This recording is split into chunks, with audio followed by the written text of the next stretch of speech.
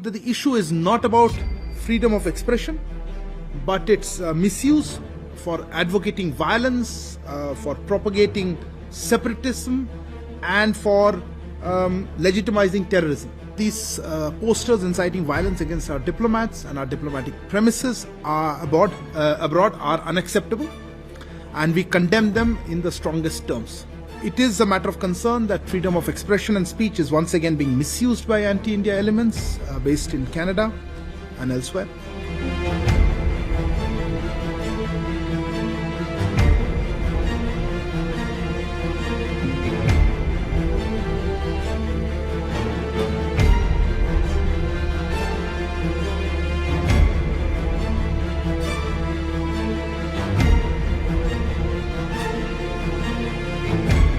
The Canada one specifically, because I think there was reports of, that's where it started off. There is a rally on the so-called rally on the 8th.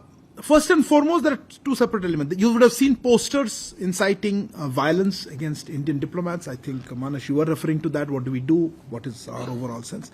Look, our sense is that these posters inciting violence against our diplomats and our diplomatic premises abroad are unacceptable, and we condemn them in the strongest terms.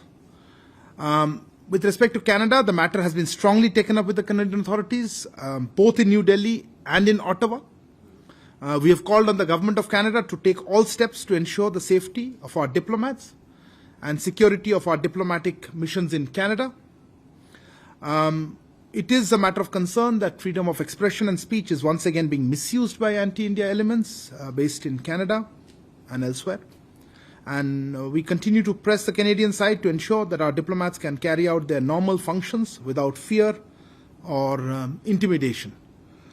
We have seen some comments, at least the media reports about comments by Prime Minister Trudeau. But let me make the larger point that the issue is not about freedom of expression, but its misuse for advocating violence, for propagating separatism, and for legitimizing terrorism. So that's actually what we would like to emphasize. We have also had instances or situations where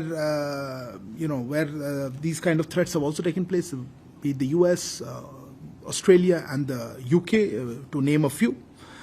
You would have seen External Affairs Minister himself mention in the context of, I think, Prime Minister Trudeau's comments, that External Affairs Minister strongly believes that countries should not pander to vote bank politics. We have seen comments by UK Foreign Secretary. I think that comment somebody asked specifically about UK. As you are aware, we've had problems with the security of our mission in London. We have taken up this latest issue of threats against our diplomats with the UK authorities. We have noted these comments by UK Foreign Secretary, but we would naturally judge them by what happens on the ground. In the name of freedom of expression, we should not be giving space to those who advocate violence or, as I said, propagate separatism or legitimize terrorism.